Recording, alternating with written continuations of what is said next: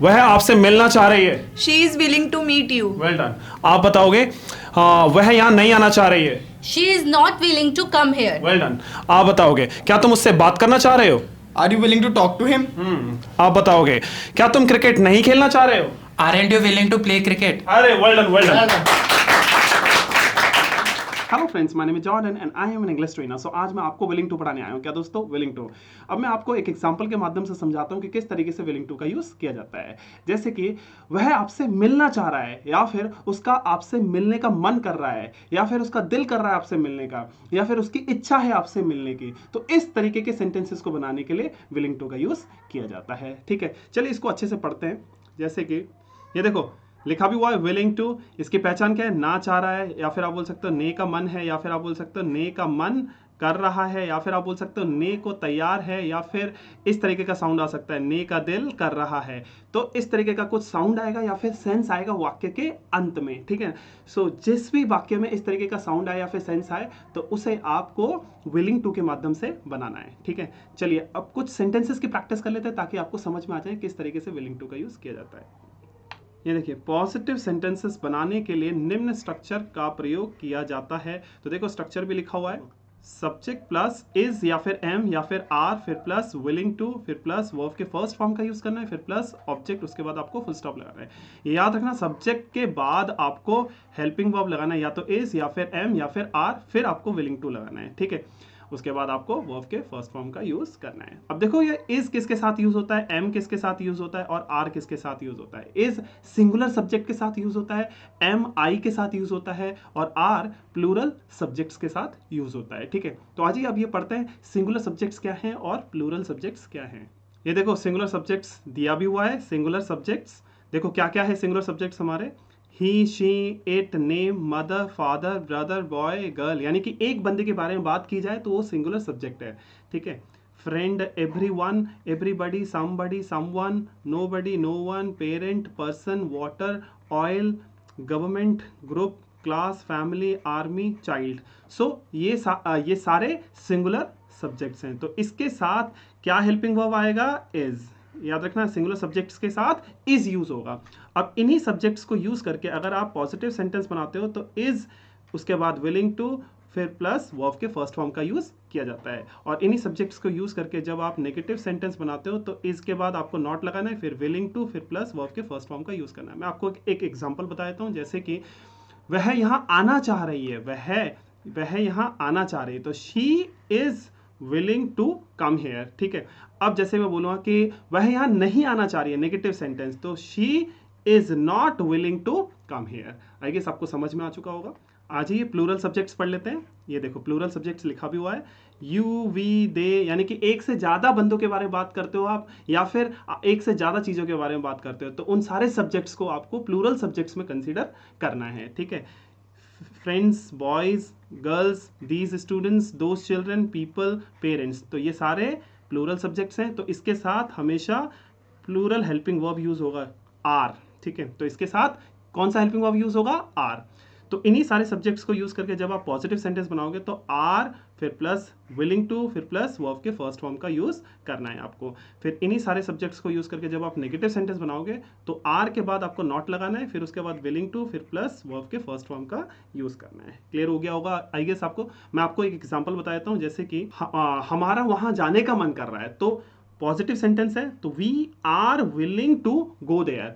अब इसी सब्जेक्ट को यूज करके जब आप नेगेटिव सेंटेंस बनाओगे तो क्या हो जाएगा, हमारा वहां जाने का मन नहीं कर रहा है, तो we are not willing to go there. ठीक है, आज ही अब हम पढ़ते हैं कि आई के साथ कौन सा हेल्पिंग वर्ब यूज होता है। देखो आई सिंगुलर सब्जेक्ट है, तो इसको यूज करके जब आप पॉजिटिव सेंटेंस बनाओगे तो एम हेल्पिंग वर्ब यूज किया जाएगा। ठीक है, सो एम, उसके बाद आपको विलिंग टू, फिर प्लस वर्ब के फर्स्ट फॉर्म का यूज करना है। जब आप आई को यूज करके नेगेटिव सेंटेंस बनाओगे तो एम के बाद नॉट यूज करना है, फिर उसके बाद विलिंग टू, फिर प्लस वर्ब के फर्स्ट फॉर्म का यूज करना है। सो आई गेस आपको समझ में आ चुका होगा कि आई के साथ एम यूज होता है और प्लूरल सब्जेक्ट्स के साथ आर यूज होता है और सिंगुलर सब्जेक्ट्स के साथ इज यूज होता है। चलिए कुछ सेंटेंसेस की प्रैक्टिस कर लेते हैं ताकि आपको और अच्छे से समझ में आ जाए। पहला सेंटेंस क्या है हमारा, वह चाय पीना चाह रहा है, या फिर आप बोल सकते हो उसका चाय पीने का मन है, या फिर आप बोल सकते हो उसका चाय पीने का दिल कर रहा है, या फिर आप बोल सकते हो वह चाय लेने को तैयार है। तो वाक्य के अंत में किस तरीके का साउंड आ रहा है या फिर सेंस आ रहा है वो पढ़ लेते हैं। ये देखो, ना चाह रहा है, ये ना क्या है आप ये पूछोगे ही पूछोगे, यानी कि वर्ब के अंत में आपको ये ना जोड़ना है और सेंटेंसेस को बनाते रहना है। जैसे कि वह यहाँ आना चाह रहा है, ना आ रहा है ना, उसका यहाँ आने का दिल कर रहा है, ने आ रहा है लास्ट में, तो ये ने जोड़ते जाना है और सेंटेंसेस बनाते रहना है। ठीक है, देखो वाक्य के अंत में कौन सा साउंड आ रहा है, ने का मन है, या फिर ने का दिल कर रहा है, या फिर ने को तैयार है। तो इसका ट्रांसलेशन क्या हो जाएगा, ये देखो, he is willing to take tea. Simple था।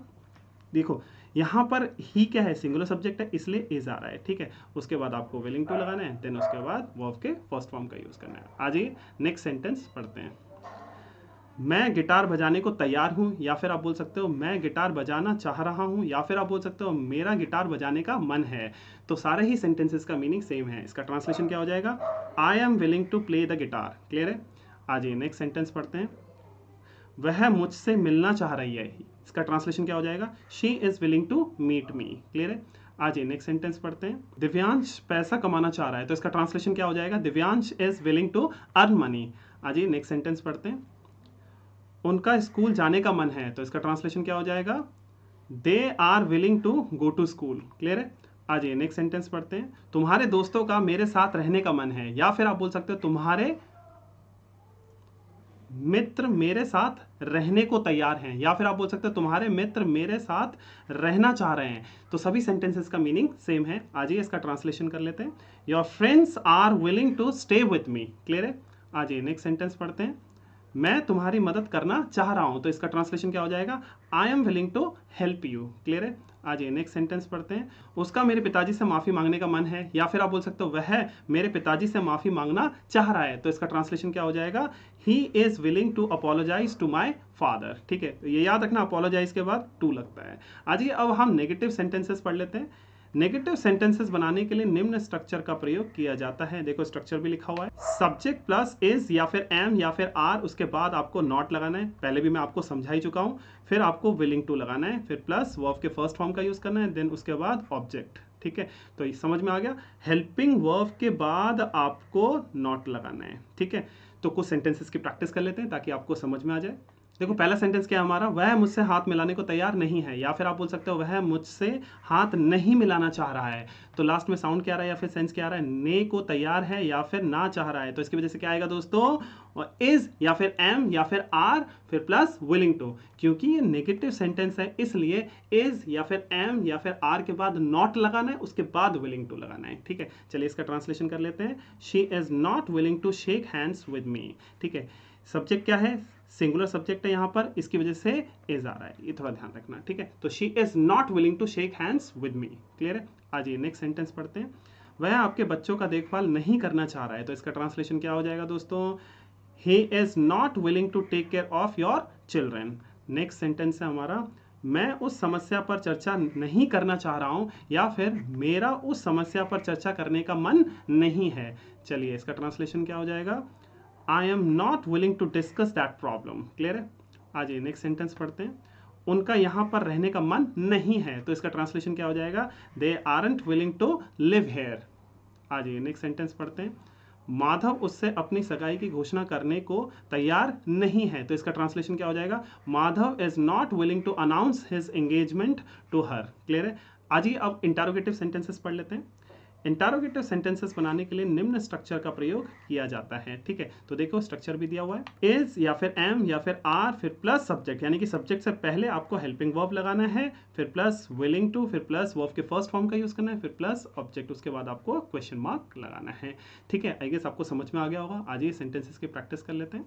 देखो पहला सेंटेंस क्या है हमारा, क्या वह व्यायाम करना चाह रहा है, तो लास्ट में साउंड क्या आ रहा है, ना चाह रहा है, तो इसकी वजह से क्या आएगा, इज या फिर एम या फिर आर फिर plus willing to.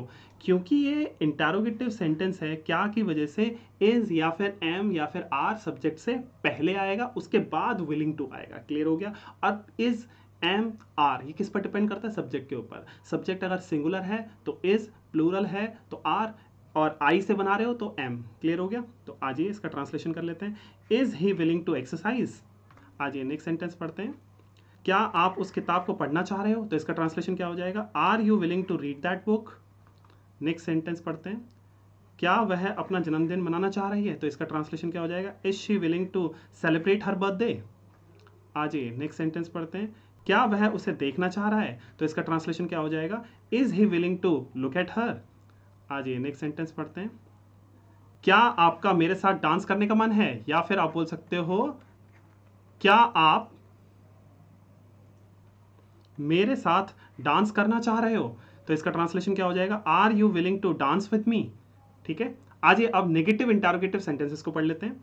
Negative interrogative sentences बनाने के लिए निम्न स्ट्रक्चर का प्रयोग किया जाता है। तो देखो स्ट्रक्चर भी लिखा हुआ है। इज या फिर एम या फिर आर फिर प्लस सब्जेक्ट फिर प्लस नॉट, उसके बाद आपको विलिंग टू लिखना है, फिर प्लस वर्ब के फर्स्ट फॉर्म का यूज करना है, फिर प्लस ऑब्जेक्ट, उसके बाद आपको क्वेश्चन मार्क लगाना है। ये याद रखना, सब्जेक्ट से पहले आपको हेल्पिंग वर्ब लगाना है, इज या फिर एम या फिर आर, उसके बाद आपको नॉट लगाना है। ठीक है, आप इसी स्ट्रक्चर को दूसरे तरीके से भी लिख सकते हो। इजंट जो कि इज नॉट का कॉन्ट्रैक्शन है, या फिर एंट जो कि एम नॉट का कॉन्ट्रैक्शन है, या फिर आरंट जो कि आर नॉट का कॉन्ट्रैक्शन है, उसके बाद आपको सब्जेक्ट लिखना है, देन विलिंग टू, फिर प्लस वर्ब के फर्स्ट फॉर्म का यूज करना है, उसके बाद ऑब्जेक्ट, उसके बाद क्वेश्चन मार्क लगाना है। ठीक है, यानी कि सब्जेक्ट के बाद आपको फिर नॉट लगाने की जरूरत नहीं है। ठीक है ना, सो आई गेस आपको समझ में आ चुका होगा। आज ये कुछ सेंटेंसेस की प्रैक्टिस कर लेते हैं ताकि आपको और अच्छे समझ में आ जाए कि किस तरीके से नेगेटिव इंटरोगेटिव सेंटेंसेस को यूज किया जाता है। देखो पहला सेंटेंस क्या हमारा, क्या आप कड़ी मेहनत नहीं करना चाह रहे हो? तो लास्ट में साउंड क्या रहा है या फिर सेंस क्या रहा है? ना चाह रहे हो। तो इसकी वजह से क्या आएगा दोस्तों? इज या फिर एम या फिर आर फिर प्लस विलिंग टू। क्लियर हो गया? क्योंकि ये नेगेटिव इंटरोगेटिव सेंटेंस है, इसलिए इजंट या फिर आरंट या फिर एंट सब्जेक्ट से पहले आएगा, उसके बाद आपको विलिंग टू लगाना है। क्लियर है? आज ये ट्रांसलेशन करते हैं। Aren't you willing to work hard? Clear हो गया? आज ये नेक्स्ट सेंटेंस पढ़ते हैं।